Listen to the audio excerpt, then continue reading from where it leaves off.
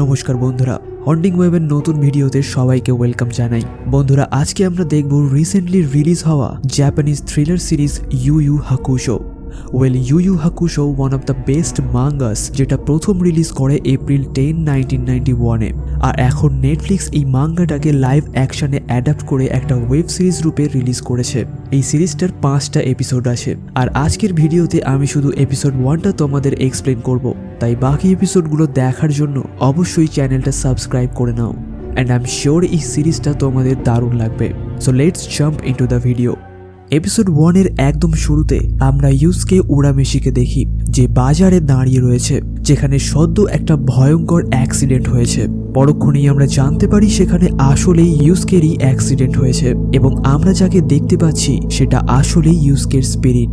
এরপর ঘটনা 4 ঘন্টা আগে ফিরে যায়, যেখানে আমরা একটা পোকা জাতীয় মনস্টারকে একটা বিশাল গর্ত থেকে উঠে আসতে দেখি। এদিকে স্কুলে ইউসকে কিরিনো নামের এক ছাত্রকে বুলি হওয়ার থেকে আটকায়, তবে তাদের টিচার ভাবে ইউসকেই কিরিনোকে বুলি করছে, যার ফলে সে ইউসকে স্কুল থেকে বের করে দেয়। ইউসকে কোনো প্রতিবাদ না করে স্কুল থেকে বেরিয়ে যায়। এদিকে বাড়িতেও তার মা তাকে কথা শোনায় এবং ইউসকে বাড়ি থেকেও বেরিয়ে যায়। তখনই রাস্তায় ইউসকে কাজুমাকে দেখে, যে ইউসকে মারতে চায়, তবে ইউসকে অলরেডি রেগেছিল এবং সে কাজুমাকে প্রচন্ড মারে। তারপর ইউসকে মার্কেটে থাকা র্যামেন শপে যায় কিছু খাওয়ার জন্য। এদিকে রাস্তায় হওয়া ট্রাফিক জ্যামে আমরা আবার সেই মনস্টারটাকে দেখি। সেই পোকাটা একটা মানুষের শরীরে প্রবেশ করে তাকে পোজেস করে নেয়, যার ফলে লোকটি অনিয়ন্ত্রণের সাথে গাড়ি চালাতে শুরু করে। ইউসকে হোটেল থেকে বেরিয়ে আসে, আর তখনই সেই গাড়িটা ফুল স্পিডে বাজারের দিকে এগিয়ে আসে। ইউসকে দেখে গাড়িটা একটা বাচ্চার দিকে সজোরে এগিয়ে আসছে, তাই সে ওই বাচ্চাটিকে বাঁচাতে ঝাঁপিয়ে পড়ে। তবে বাচ্চাটি বেঁচে গেলেও ইউসকে সেই স্থানেই মারা যায়। এক্স্যাক্ট এই টাইমেই ন্যারেশনের মাধ্যমে আমাদের জানানো হয় যে একটা সময় ছিল যখন হিউম্যান ওয়ার্ল্ড ও মনস্টার ওয়ার্ল্ড একে অপরের সঙ্গে জুড়ে ছিল, যার ফলে সেই মনস্টার ওয়ার্ল্ডে মানুষেরা প্রবেশ করলে সেখানকার মনস্টার অর্থাৎ ইয়োকাইরা তাদের মেরে ফেলতো।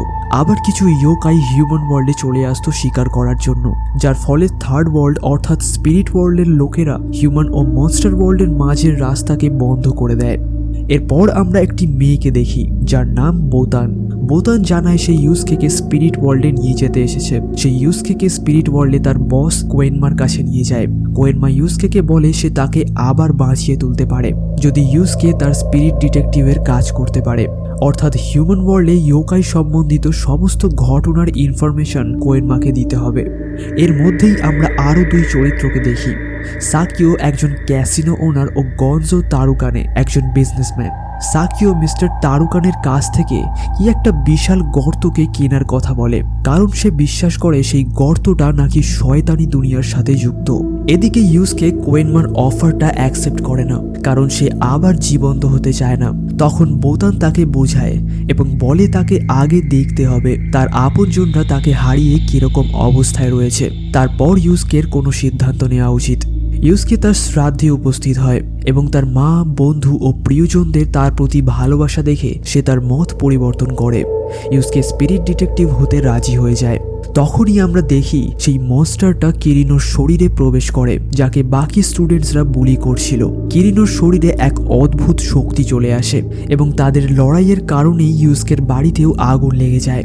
এদিকে ইউসকের মা ফিল করে ইউসকের হার্টবিট আবার চলতে শুরু করেছে, তবে তখনই তাদের বাড়িতে আগুন ছড়িয়ে পড়ে। তখনই কিকো সেখানে উপস্থিত হয় এবং ইউসকের শরীরকে বাড়ির বাইরে নিয়ে যাওয়ার চেষ্টা করে। কোয়েনমা ইউসকে ইনফর্ম করে সেই ইয়োকাই মনস্টারটা কিরিনোর শরীরে প্রবেশ করেছে। সে ইউসকে আবার জীবন্ত করে তোলে, আর ইউসকে কিকোকে বাড়ির বাইরে নিয়ে যায়। এরপর ইউসকে সেই মনস্টারটাকে আটকাতে যায়। কোয়েনমা জানায় এই মনস্টারটাকে না বের করতে পারলে কিরিনো একটা ইয়োকাই হয়ে উঠবে। সেই মনস্টারটাকে হারাতে হলে ইউসকে তার স্পিরিট এনার্জিকে জাগিয়ে তুলতে হবে। তবে সেই মনস্টারের বশে কিরিনো আরও অ্যাগ্রেসিভ হয়ে উঠছিল। তবে ফাইনালি অনেকক্ষণ লড়াইয়ের পর ইউসকে তার স্পিরিট এনার্জির মাধ্যমে সেই মনস্টারটাকে কিরিনোর শরীর থেকে বের করে মেরে ফেলে, আর কিরিনো বেঁচে যায়। ইউসকে ফিরে আসে এবং তার মা ও কিকোকে জড়িয়ে ধরে। এদিকে স্পিরিট ওয়ার্ল্ডে কোয়েনমা বোতানকে বলে ইউসকে আরও ভয়ানক ইয়োকাইদের সাথে লড়তে হবে।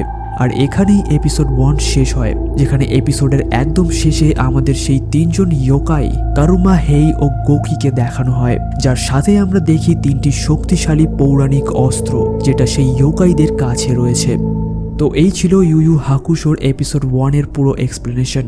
আমার এক্সপ্লেনেশন যদি তোমাদের ভালো লাগে তাহলে ভিডিওটায় লাইক করে দিও, আর অবশ্যই চ্যানেলটি সাবস্ক্রাইব করে বেল আইকনটা অন করে রাখো। খুব তাড়াতাড়ি দেখা হচ্ছে এই সিরিজের বাকি এপিসোডগুলোর সাথে।